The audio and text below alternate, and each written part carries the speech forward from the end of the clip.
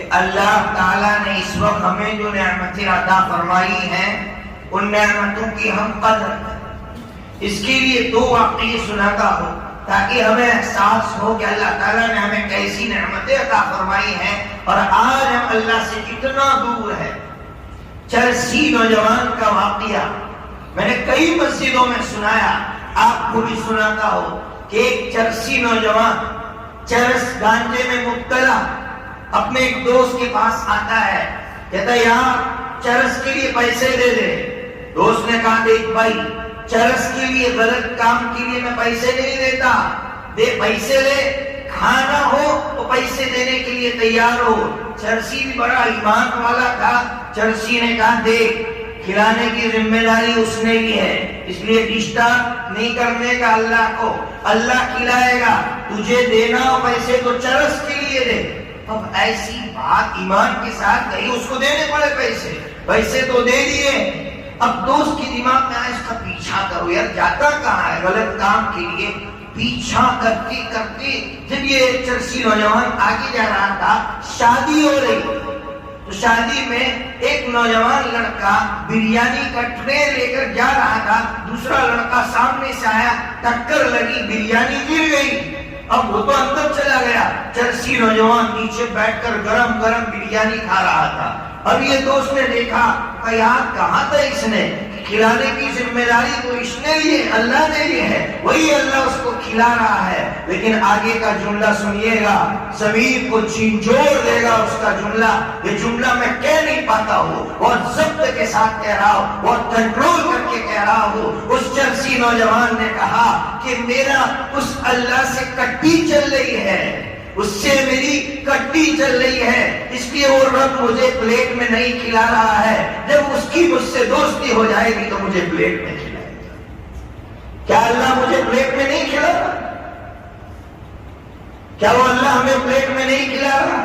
پھر اللہ کی کس نعمت کے چھیننے کا انتظار کر رہا ہے؟ پھر بھی اس رب کی آواز پر مسجدوں کا رخ نہیں کرتے، پھر بھی انتظار کر رہا ہے کہ میرا رب مجھ سے نعمت چھین لے۔ آج وہ رب پلیٹ میں اچھی سے اچھی غذا کھلا رہا ہے، پھر بھی اس رب کی نعمت کا کوئی احساس نہیں ہے۔ اس لیے نوجوانوں ایک کام کر لو زندگی میں کہ اللہ کے نام پر میرا قدم مسجد کی طرف اٹھے گا، کچھ بھی ہو جائے اللہ کے نام پر میرا قدم مسجد کی طرف اٹھے گا، اس جذبے کے ساتھ جیو۔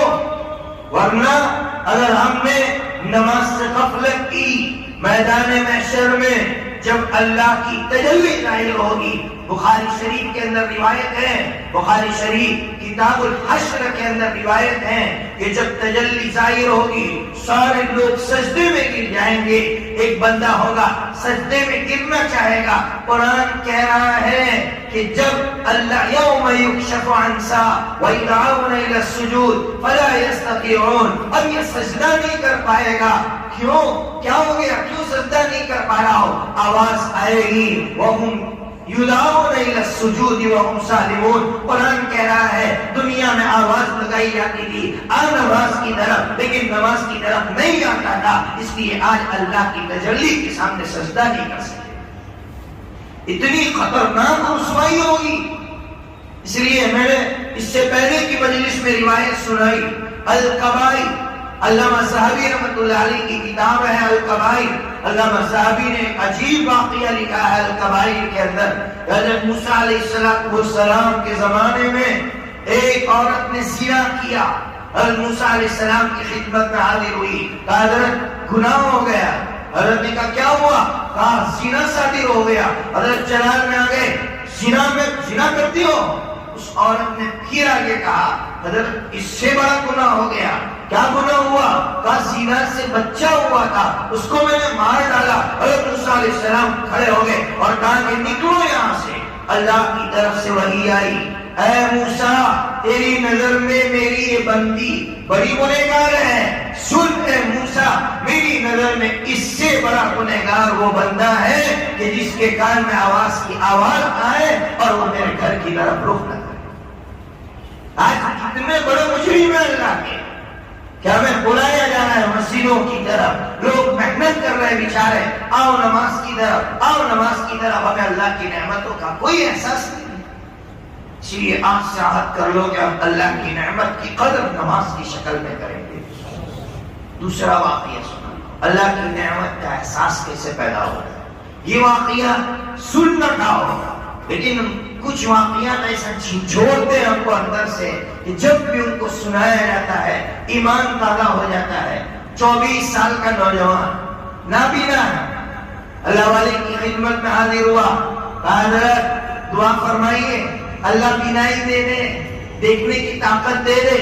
اللہ والے نے مسکرا کر کہا ہاں جوان ہو گیا ہو، لڑکی دیکھنا چاہتے ہو اس لیے تم نے یہ دعا کی درخواست کی ہے۔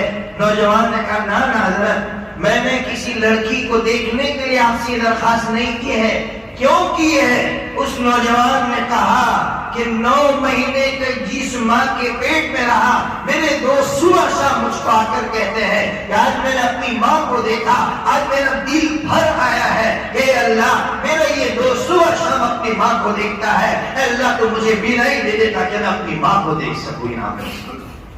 کیا آپ صبح شام اپنی ماں کو نہیں دیکھ رہے؟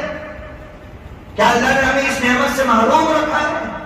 قاری احسان محسن بہت بڑے ناخواہ ہے، بہت بڑے ناخواہ ہے۔ کسی نے کہا حضرت اللہ نے آپ سے بہت کام لیا، اتنی بڑی بڑی نعتیں اور حمد پڑھتے ہو، کوئی خواہش کوئی تمنا؟ تو چونکہ شاعر تھے تو شاعرانہ انداز میں اپنے تخیلات کا اظہار کیا۔ کیا کہا کہ اللہ سے شاعرانہ انداز میں کہہ رہے گر تو مجھے آنکھ دے، گر تو مجھے آنکھ دے دیکھ کے قرآن پڑھو، گر تو مجھے آنکھ دے دیکھ کے قرآن پڑھو، کچھ دیکھو نہ دیکھو ماں باپ کا چہرہ دیکھو۔